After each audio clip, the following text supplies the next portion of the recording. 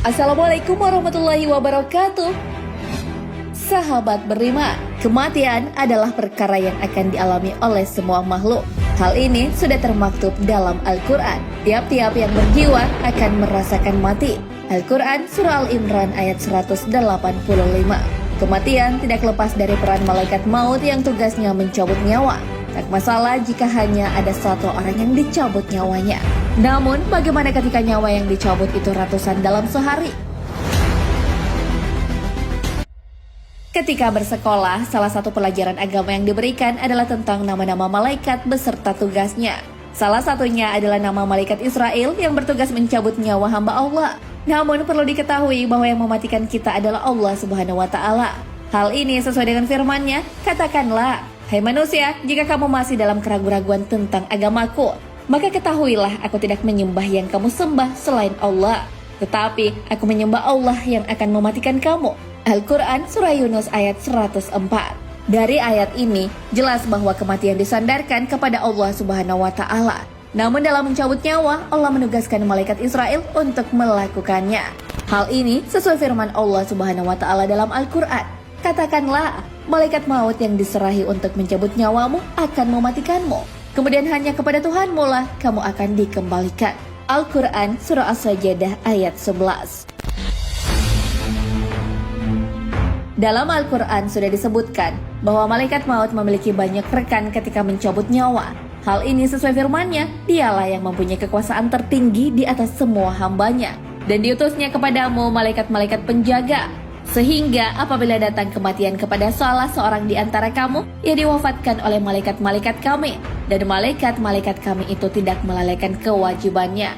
Al-Quran Surah Al-An'am ayat 61. Mengenai hal ini, Ibnu Katsir menyampaikan tafsirnya.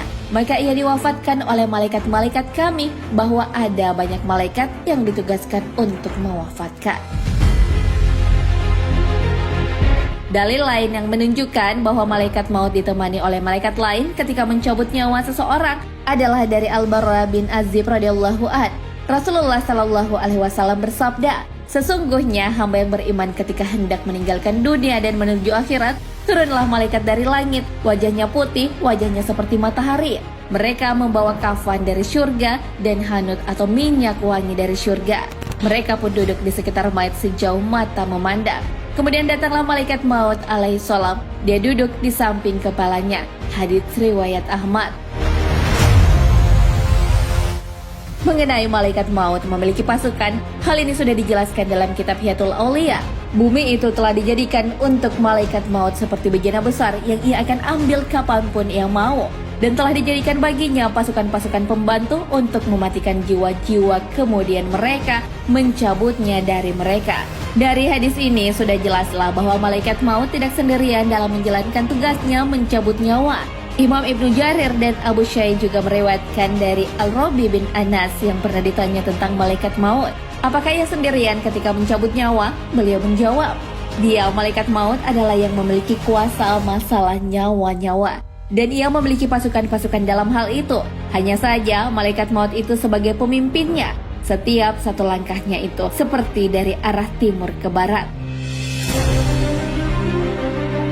Sahabat beriman, Allah Subhanahu wa Ta'ala adalah yang berkuasa atas nyawa manusia. Namun prosesnya diserahkan kepada malaikat maut, yaitu malaikat Israel. Malaikat maut inilah memiliki pasukan yang akan membantu dalam mencabut nyawa hamba Allah.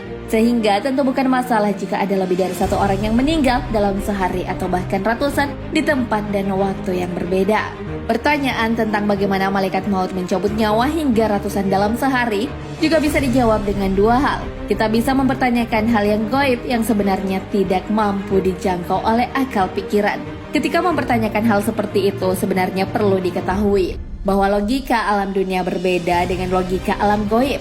Menjawab pertanyaan seperti itu bisa digunakan dua prinsip. Prinsip pertama adalah prinsip taslim atau pasrah terhadap dalil. Ketika mendapat informasi tentang syariat mengenai ada malaikat yang mencabut nyawa, yang harus dilakukan adalah meyakini dan mengimaninya. Hal inilah yang disebut dengan prinsip pasrah. Prinsip inilah yang ditekankan para ulama di masa silam.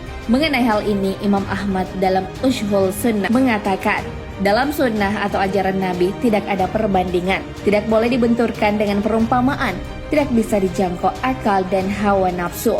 Yang ada hanyalah mengikuti dan meninggalkan hawa nafsu.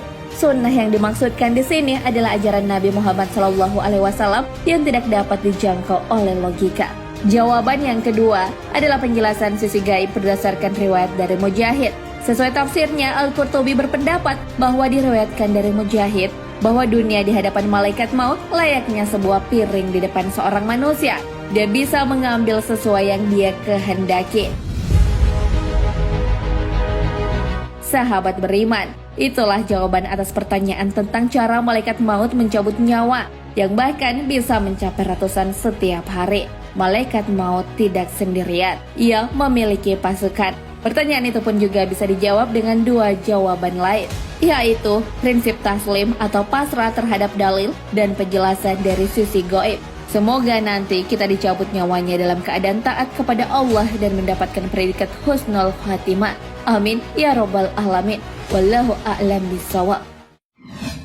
Sahabat beriman, jangan lupa berbagi informasi dengan share video ini, karena sebaik-baik manusia adalah yang paling bermanfaat bagi manusia lainnya.